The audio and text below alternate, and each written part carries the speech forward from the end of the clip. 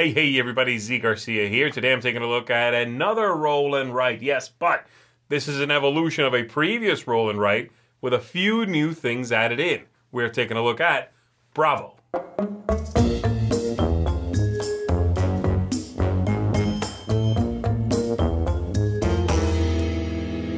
Bravo here from the fantastic designers of Inka and Markus Brand is a reworked version of a game that came out some time ago called Encore, in English anyway, and in German it was called Nochmal. I have a copy of it. I have a copy of that original German game, and it's an interesting roll and write. It's one that has some cleverness to it. It's probably a little bit longer than the average roll and write, but I found it engaging, if a little flat. I rate the original one a 7, okay? Now this game here feels in many ways the same, but they add a few new things going on. There's a special die, there's a few new actions you can take on your turn, and so it repurposes the original one and gives you a little bit more on top of that. Does that make it a better game, or does it overcomplicate something that was pretty good and fine just the way it was? Let's take a look at the overview. I'm going to show you how the game works, and we'll discuss the answer to that question on the other side. In the game, each player is going to have one of these sheets of paper here. They're going to have a marker, and you are trying to get the most victory points possible on your board using the dice to mark off spaces on here. Game's going to be over when any one player has 2 color bonuses, any of these up here, and that happens when you completely fill in all of one color.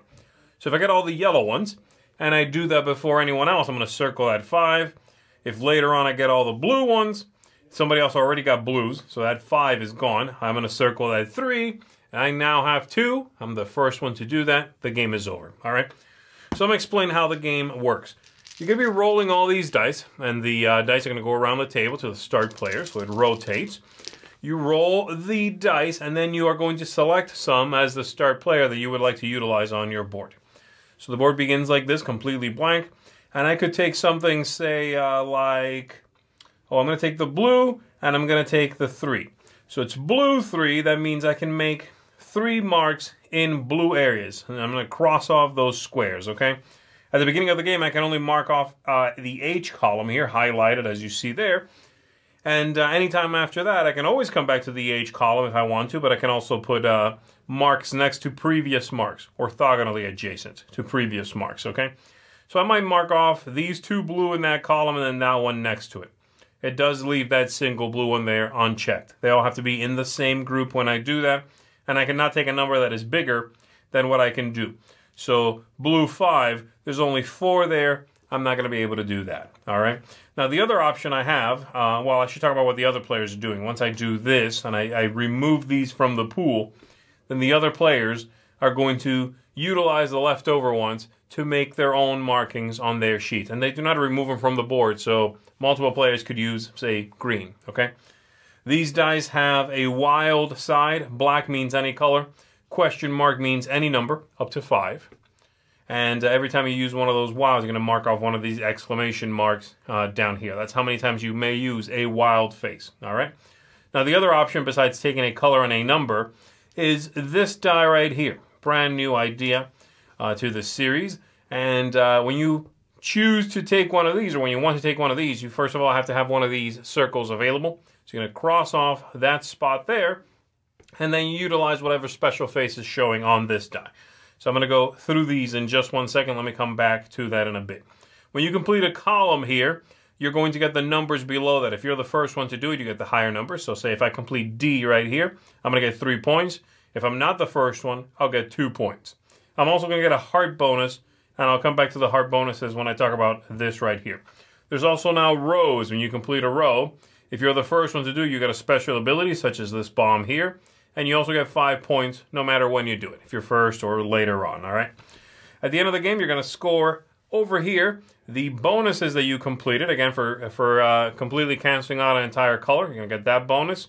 You're going to get A through O, meaning the column bonuses, all the numbers you've circled down here. These P through V would be the rows, so 5 for each. The hearts, which you're going to add up all of the numbers written into the heart spaces below the columns there. For every leftover wild, you get a point. For every leftover special die that you didn't use, you get 2 points. And then every star you did not manage to cross off is going to cost you some victory points. All right. Now I'm going to show you here one of my previous boards. This one right here. I am not the one who triggered the end game, so I only have one singular bonus. Okay, somebody else did that, but then the game ended anyway. And I'm going to show you what the different things mean on the special die and reference this as we do it. So we've got the heart. When you choose to take one of these, again, you have to cross off one of the special dice. You have to have one available, of course. You are going to highlight or cross off whatever you want, the next heart in this line here. And every time you complete a column, you get that many victory points as well as whatever bonus you earned. So for D here, I was the first one to do it. I got 3 points and 2 bonus points for the heart. I already had both, so I got 2 bonus points for that.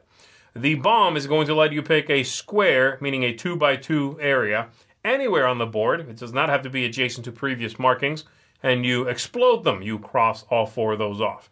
And from that point on in the game, you can also make marks off of that square, which is very handy. A bomb early in the game is very wonderful. This one right here lets you choose a color that you would legally be able to cross off, such as that green area there, and cross off the entirety of it. Okay? We've got this one here, lets you mark off 3 squares in the same row. They don't have to be adjacent to each other, but they all have to be legal.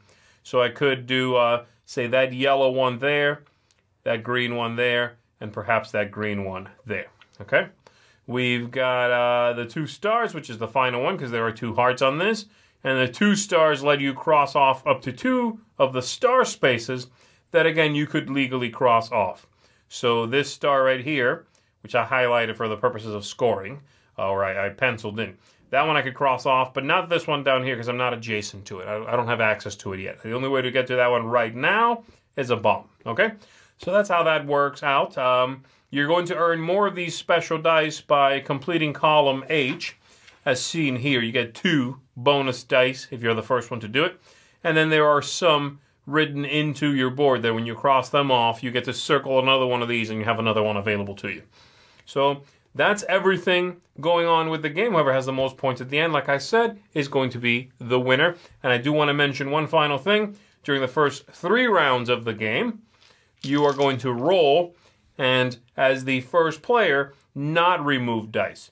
So during the first 3 rounds of the game, the first 3 players to have a go at being first, you will not pull out, say, the yellow 5. You leave them in there and utilize them, and other players can utilize them. After those first 3 rolls, then indeed you do roll and remove something from the game. So perhaps I want to use the 2 stars. I remove that. Everybody else can use the leftovers, any combination of those. Or if I had left this one and taken, say, this, they could use, 2 of these, whichever combination, or the special die without removing it from the display, from the available dice. So there you go. Let's go back up top. So like I said in the opening, Bravo here, reworked game. And I'm going to just answer right now whether I think this is better than the original one or not. And I do. I think Bravo here takes Encore and improves it. I think the extra few new mechanisms in place, the hearts, the bombs, the special die, the scoring rows and columns, before it was just columns, I think all of those things do enhance the game and make it more replayable and more interesting. It's one that has more longevity for me and more sort of paths to victory than the original game did. Let's go ahead and break it down, shall we? My only negative here, and it's not a negative, a middling score, is the same thing I would say about the original one, the theme and the thematic ties in the game. They're not there, right? This is an abstract game. Does it need a theme? No, I think a theme would overcomplicate this simplicity, okay? I think this is one of those games that is abstract, like many roll and write style games like this one, but it doesn't need one. I think some out there could benefit from a theme. I do not think that's the case here. This is fine. It's also not that exciting. It's not captivating. It's not one that anyone is going to look at and go, I want to jump into that world. No, it's like, I want to try this activity. I want to see what this is about, right? Also, I'm not sure I understand why, I'm not sure what the Encore and Bravo, what's this got to do with sort of performances? I mean, I don't know. I don't know what the deal there is. But anyway, the theme really isn't there. Everything else I do like in this game. The aesthetics, I think, are good. Nice pad of sheets here, so that's good. Nice markers, they work out great. The dice are good quality. Great symbol usage throughout the entire thing. So good aesthetics all around. Replay value, much improved from Encore. You are going to have just the ability to follow different paths. You know, some games you're going to have a lot of hearts early on. So it's going to give you a lot of bonuses in the game. And so completing columns at that point should really be your main objective.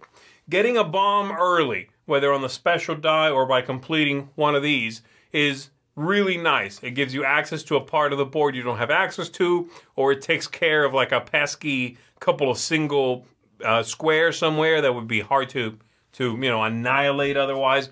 You can just bomb those.